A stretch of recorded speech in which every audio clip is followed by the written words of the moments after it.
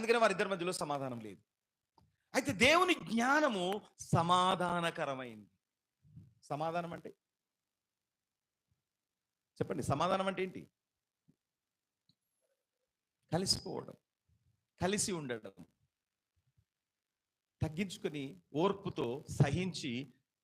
సమాధానం ఎక్కడైతే ఉంటుందో అక్కడ క్షమాపణ ఉంటుంది. క్షమాపణ ఉన్న చోటే సమాధానం ఉంటుంది.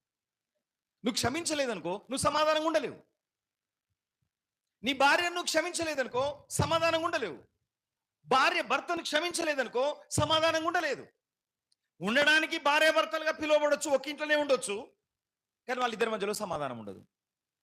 సమాధానం ఉండాలంటే క్షమాపణ ఉండాలి. కాబట్టి పరలోకం నుండి దిగివచ్చే జ్ఞానము సమాధానకరమైంది. ఉన్నదా నీ లోపడ? ఎంతమంది లోపడ ఉన్నది?